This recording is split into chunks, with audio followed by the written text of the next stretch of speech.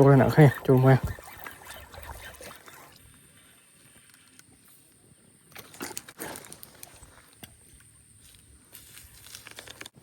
Lột xăm tập be. Chụp lại. Chụp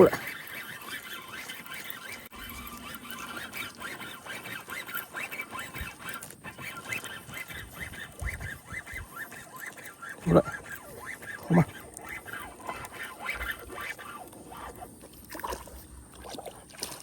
Chụp rếp xua bông mai bông ôn ở khe hàng này này. Xong sắc ạp có lên luôn.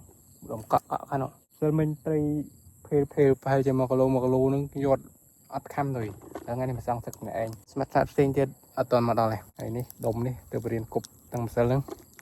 Cục bẹ. Lấy này, đừng lấy bùm má này. Một đừng chạy lên nha.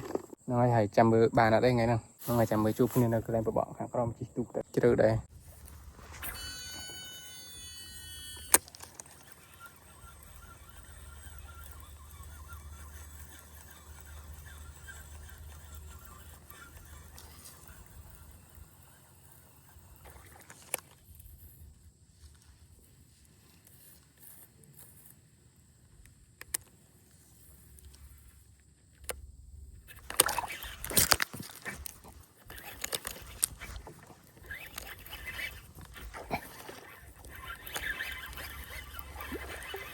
Chụp lên nặng khe, chụp qua.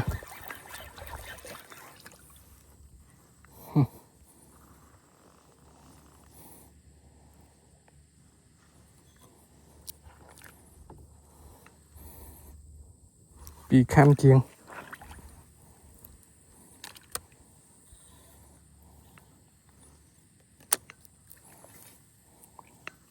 Ở đó sân.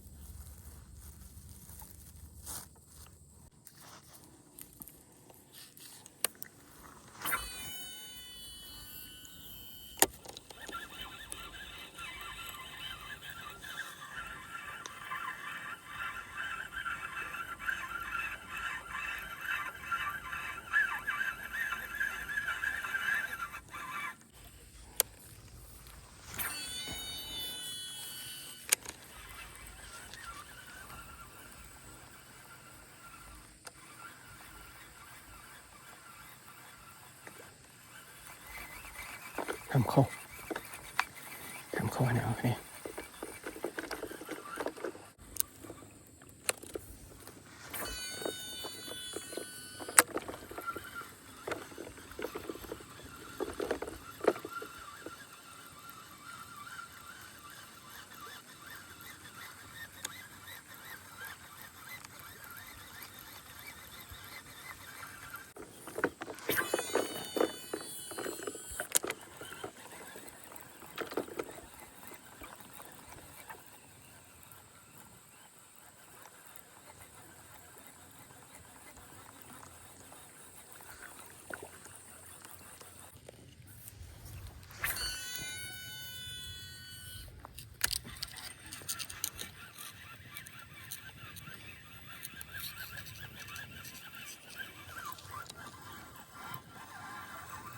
Ớt, bắn mùi.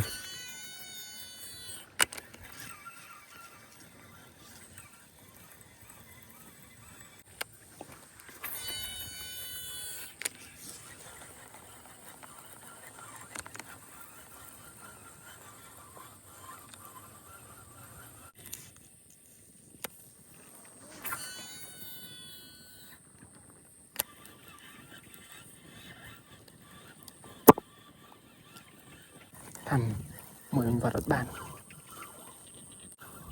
Vật bệt snap. Snap ở đường bệt. Đây tụi mình khá mặt trôi.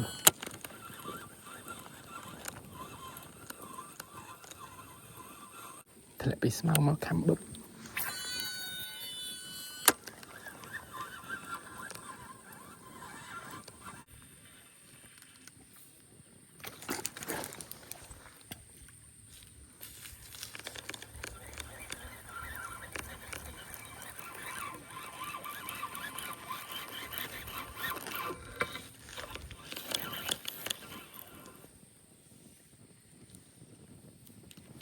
lột xăm tập bè chỗ lại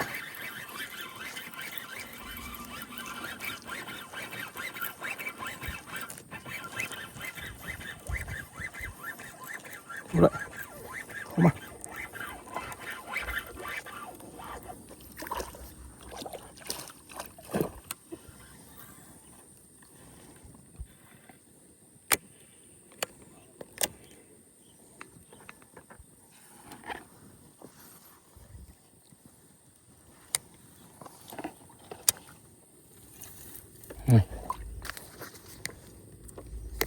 chỗ đây đây ăn buồn nào không nè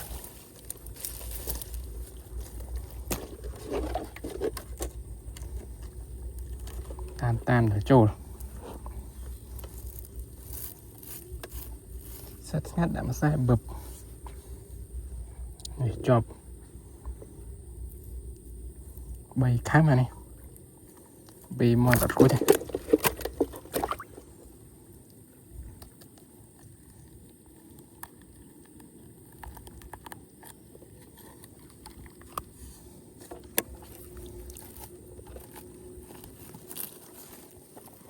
chia thằng này buồn các ba này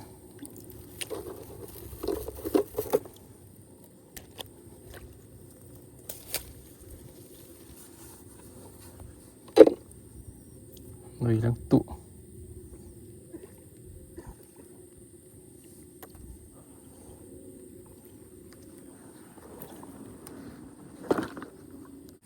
đây dập đầu mua ra nào cái này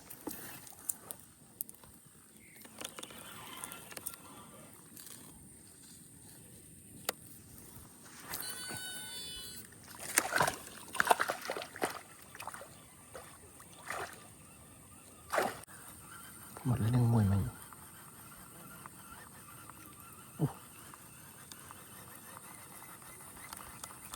thì được không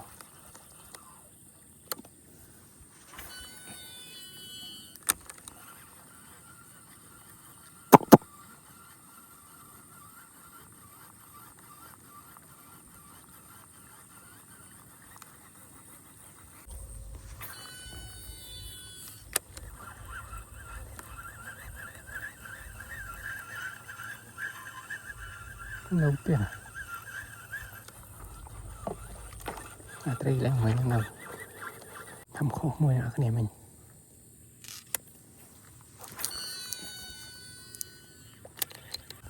tiếp tục bèn mình khám thôm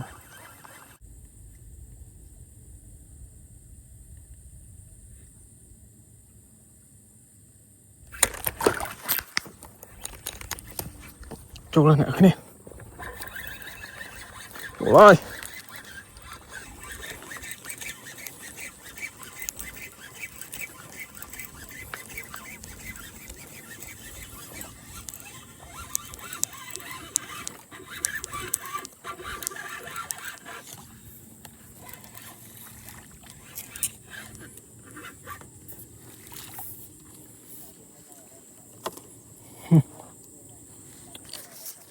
thăm bị đau làm trôi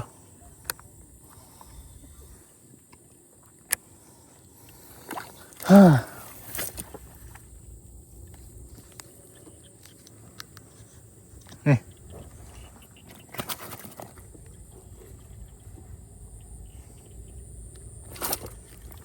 bảy khăn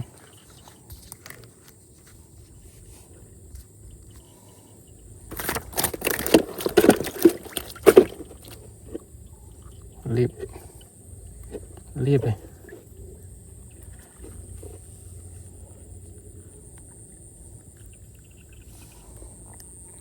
liệp đó là lợt đó rồi chúng nuôi đó này đây đó máy ពី4 5 ក្បាលត្រី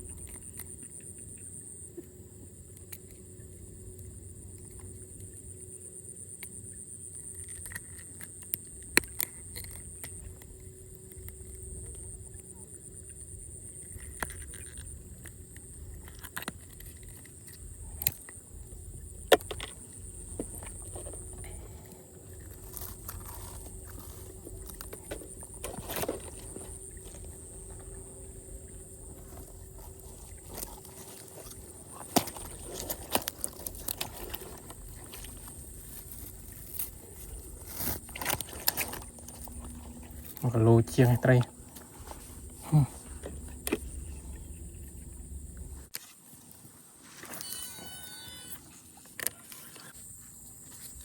ทำโค้งเหมือนอะไรเนี่ย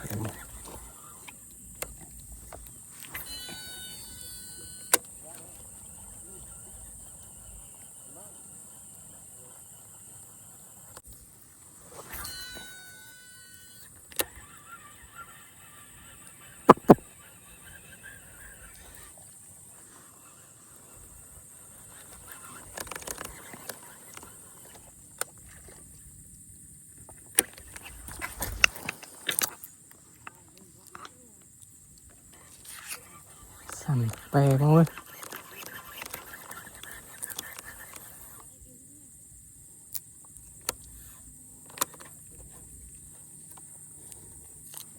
คำบุกทมแล้วเนี่ยเราดูหน่วยทม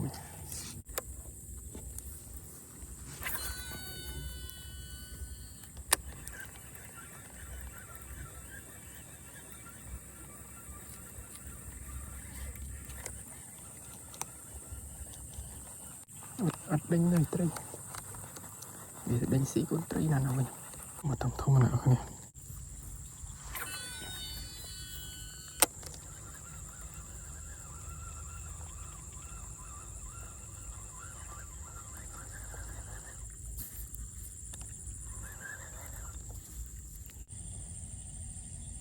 นี่นะเอาคะเนี่ยบะสมะพองไอ้พองมาเงียบไปเดี๋ยวปีเมานี่เราจะพาไตรปี